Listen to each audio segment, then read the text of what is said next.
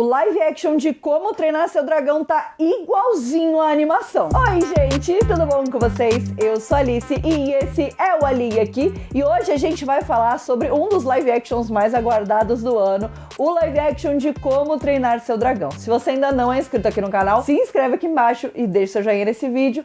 Vamos falar sobre esse live action. Como Treinar Seu Dragão talvez seja uma das melhores animações de todos os tempos. Eu sou simplesmente apaixonada pela história do Banguela e do Soluço e por como esses filmes conseguem refletir o amadurecimento e o crescimento dos nossos personagens e como eles conseguem trazer isso contando uma história fantasiosa sobre vikings, sobre pessoas que montam dragões, sobre pessoas que matam dragões e como eles conseguem fazer a gente se conectar emocionalmente com aquela história a ponto de que poucas pessoas não choraram assistindo o segundo Como Treinar Seu Dragão, porque é impossível você chegar no final desse filme sem estar aos prantos. E aí, obviamente, estamos em uma grande febre de live actions. A Disney tem feito live action atrás de live action e, obviamente, não demoraria muito para que outros estúdios também tivessem interesse em trazer as suas próprias versões de live action de histórias que são extremamente aclamadas. E eu acho que o Como Treinar Seu Dragão é uma das histórias que mais seria interessante da gente ver em formato de live action, exatamente porque a gente tem muitas coisas que fora da animação com certeza ficariam visualmente muito impactantes, e foi exatamente isso que aconteceu em Como Treinar Seu Dragão. Quando você tem uma versão em live action de uma animação, você tem vários caminhos que você pode seguir, mas que de uma forma ou de outra esses caminhos eles acabam sendo divididos em dois grupos. O primeiro deles é o grupo onde você faz exatamente o que você tem na animação, ou você faz as coisas diferentes e atualiza uma história que de repente precisava de atualização. Eu sei que eu sou minoria no quesito de gostar de certas mudanças, né? Então eu sei que é um tópico sensível, mas eu sinto que Branca de Neve, por exemplo, era uma história que merecia uma atualização por ser uma história tão antiga, por ser um roteiro de um filme de muitos anos atrás e que hoje em dia as coisas já mudaram muito e as tecnologias já mudaram muito. Então eu acho que o brilho desse live action pra mim, obviamente, era ver uma versão em live action daquela história, mas também ver uma atualização. Já em Como Treinar Seu Dragão, a gente tá falando de uma animação que é bem recente. O primeiro filme saiu em 2010, então ele completa 15 anos esse ano, inclusive. Eu acho que ele já era um filme e ele já foi uma animação que foi pensada, né, e que funciona já no cinema moderno, no cinema dos tempos de hoje. Tanto que, se você sentar pra assistir a animação hoje em dia, ela é uma animação excelente, ela é uma animação que se manteve muito bem, né, nesses últimos 15 anos e é uma animação que não deixa a desejar praticamente nada. Inclusive, isso reflete na opinião do público e da crítica, né, já que o primeiro Como Treinar Seu Dragão tem 99% de aprovação no Rotten Tomatoes. Ele é praticamente um filme perfeito e eu concordo, né, eu revi o filme antes de assistir o live action e realmente é muito, muito, muito impressionante, porque a gente tem um estilo de animação muito legal, a gente tem momentos muito legais da animação, momentos de ação, né, momentos mais emocionantes, e mais a gente tem uma história maravilhosa que amarra tudo isso. E pra mim, eu acho que o meu grande medo e talvez o grande erro que eles poderiam cometer com esse live action teria sido mexer com essa história. Então, quando eu digo que o live action de Como Treinar Seu Dragão é exatamente igual à animação, pra mim, isso é um grande elogio, porque essa é uma animação perfeita e que não precisava ser mexida. Aí a gente pode entrar em vários debates em relação a qual é a necessidade de você ter uma versão de live action de um filme recente, de um filme que é perfeito, de um filme que praticamente você não tem que adicionar nada. Mas eu acho que no caso de Como Treinar Seu Dragão, todo o visual e todo o universo dos dragões, né, o universo dos vikings, o universo de Berk de uma forma geral, eu acho que tudo isso é visualmente muito impressionante e eu acho que essa era a parte que eu mais estava animada pra ver. E aí talvez vocês vão me perguntar, Ali, se você estava preparada pra chorar o tanto quanto você chorou? Não estava, tá? Eu chorei muito. Eu chorei a hora que o filme começou, que entrou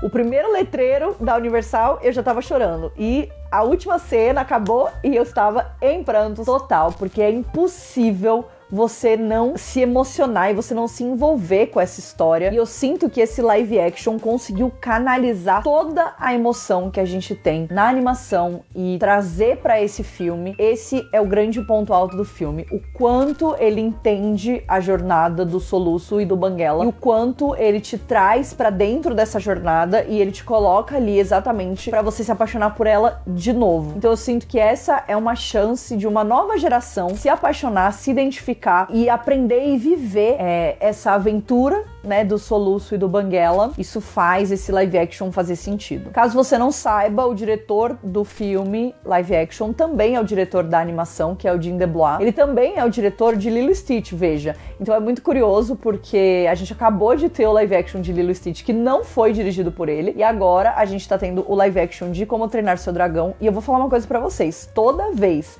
que eu via ele falando sobre esse filme, era impossível não se emocionar. Porque dá pra ver o quão importante essa história é pra ele e o quão sincero, né, e honesto ali é a relação que ele tem com essa história e com o fato de que ele queria contar essa história desse jeito e ele queria trazer essa emoção de novo pras telas do cinema de uma forma diferente. Isso é um grande acerto e eu nunca vou ficar triste nesse sentido, de ter essas duas versões dessa história que é tão linda e que eu amo tanto e que agora a gente pode assistir milhares de vezes em versões diferentes. Inclusive, né, a sequência de Como Treinar o Seu Dragão já está confirmada. E aí, gente, eu não respondo por mim, porque eu não estarei pronta para assistir o segundo filme e ser humilhada no cinema de novo. Bom, vamos falar então de especificidades desse live action, porque eu acho que tem muitas coisas que eu gostaria de destacar. Não será a história, porque como eu disse, a história ela é exatamente igual, mas a gente tem algumas nuances e, obviamente, a gente tem performances que pra mim são também parte da beleza desse live action. Então, primeiro, a gente tem o Jim DeBlois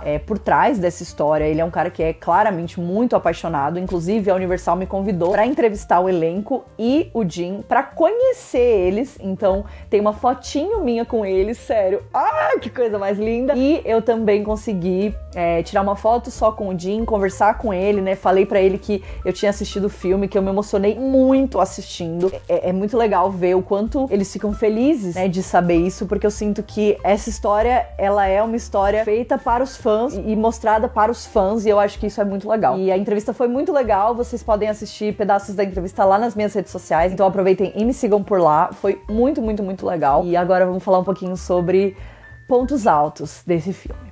Mason Thames. Eu não sei nem como começar a dizer. Eu acho que, obviamente, é uma observação, eu assisti o live action legendado, então obviamente foi diferente pra mim, porque eu tô muito acostumada a ouvir as vozes dos dubladores, né, principalmente do Soluço, do Stoico. Inclusive os dubladores são os mesmos pro live action, então caso vocês assistam dublado, eu acho que a experiência vai ser muito legal e muito imersiva nesse sentido, mas por conta inclusive, né, de trabalho e de entrevistar os atores, era importante assistir a versão legendada. E o Mason Thames, ele me surpreendeu muito, muito mesmo, assim, muito mesmo. Eu já tinha gostado muito dele, do visual dele, eu já tinha gostado muito dele nos trailers, né, inclusive chorei horrores assistindo o trailer de Como Treinar o Seu Dragão, mas eu acho que o Soluço, ele é um personagem tão específico, né, ele se destaca de um jeito muito específico, ele é extremamente carismático, ele é meio bobo, ele é engraçado, né, mas sem querer ser engraçado necessariamente, e eu acho que o Mason, ele conseguiu canalizar perfeitamente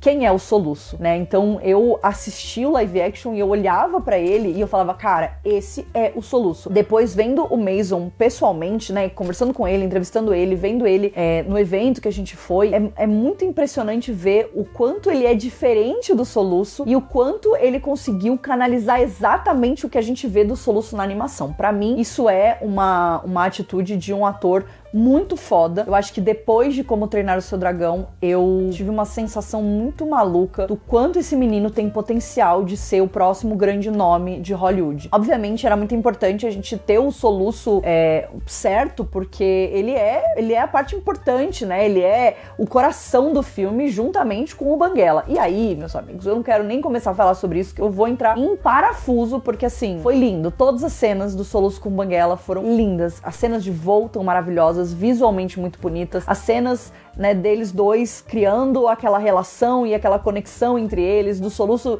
levando os peixes, né, montando ali os equipamentos dele pra ele conseguir, né, montar no Banguela. A cena dele finalmente colocando a mão, pra mim, essa cena, nossa senhora, é desesperador. Obviamente, depois a cena dele resgatando o Banguela e do Banguela resgatando o Soluço, né? E escondendo ele ali na asa dele e finalmente abrindo e mostrando pra todo mundo que o Soluço está vivo, porém não tem uma perna. Assim, eu já estava acabada, destruída, assim, em prantos total. Então, realmente, o Mason Thames foi um grande destaque. Agora, Nico Parker. Vai ser muito chato esse vídeo, porque eu só vou falar isso, mas eu fiquei muito impressionada com ela. Eu sei que a escalação do Nico Parker como Astrid foi polêmica, né, para algumas pessoas, pelas mesmas discussões de sempre. Porque a Astrid é uma viking, porque ela é loira, porque ela é isso, porque ela é aquilo. Olhando aqui, não só a Nico, mas a Nico e o Mason juntos, né, então a Astrid e o Soluço juntos, não tem como ser outra pessoa, não tem como serem outras pessoas, não tem como.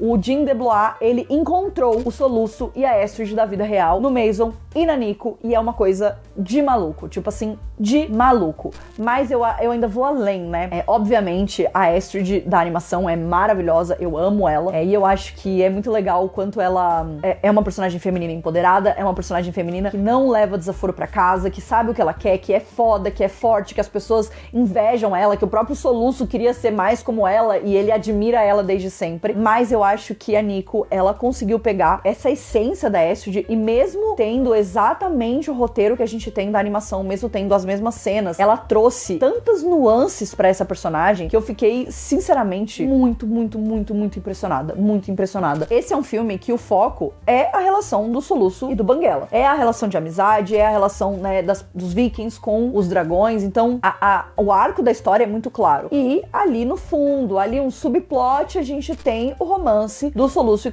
e da Astrid. E isso não é uma questão, né? O romance, ele acontece, a gente sabe que o Soluço gosta dela, a gente sabe que tem ali toda uma situação entre eles, mas é isso aí, ponto, acabou. Parece que esses dois, eles conseguiram abrir um leque mágico, trazendo essa relação dos dois em microcenas, micromomentos, obcecada por esses pequenos momentos, e eu acho que é assim que você sabe que tem uma coisa muito foda sendo construída, porque são os pequenos momentos, você não precisa ter uma cena super explícita entre eles, e ainda assim, a gente, explícita eu digo no sentido de, né, os dois se olhando e falando, eu gosto de você gosta de mim, se beijando, nananã. Você não precisa ter um diálogo explícito pra você mostrar essa relação dos dois, essa construção disso tudo acontecer, e é muito bonito ver isso acontecendo no live action. Eu acho que pra mim foi uma das minhas partes favoritas, e tudo isso porque os dois conseguiram trazer essa essência pros personagens, mas principalmente a Nico, ela fez uma mágica com a Astrid, e é impressionante, incrível e maravilhoso de assistir. Além de tudo isso, obviamente, a gente tem a cena dos dois, onde eles estão ali num penhasco, né, que é a cena onde a Astrid vai falar pro Soluço, tipo assim, tá, e aí? Beleza, tudo deu errado, e agora? O que você vai fazer, né? E aí o Soluço percebe que ele tem que fazer alguma coisa. Eu amo essa cena, inclusive. A Nico, ela contou pra mim que essa foi a cena que eles fizeram a leitura de química deles, né, então quando eles leram uma cena juntos pela primeira vez, essa foi a cena que eles leram. E eu entendo por que foi essa, porque essa cena é uma paulada no coração. Essa cena é maravilhosa. Ela é um pouquinho diferente da cena na animação. Eu acho que talvez essa seja uma das pequenas e poucas cenas que a gente tem uma diferença mesmo, mas ainda assim, a essência da cena tá lá. O diálogo deles é maravilhoso. O jeito que ela deixa ele concluir o que ele tem que concluir, né? Tipo assim, ele tem que tirar essa conclusão sozinho e ele tem que entender que é isso que ele precisa fazer, e ela vai esperar ele entender isso. Além de tudo isso, a gente tem um elenco coadjuvante muito legal, né? Eu gosto muito de todos os montadores de dragões que estão ali no grupo, né? Da Astrid e do Soluço. E eu acho que eles eram muito caricatos na animação. E eu tava um pouco preocupada de como isso seria, né, traduzido pro filme sem ficar tosco. E eu acho que eles conseguiram fazer isso muito bem. Os personagens ainda são caricatos, mesmo que um pouco diferentes e talvez não tão exagerados assim. A gente tem algumas nuances um pouco maiores no personagem do Melequento, porque a gente gente tem essa relação dele com o pai dele,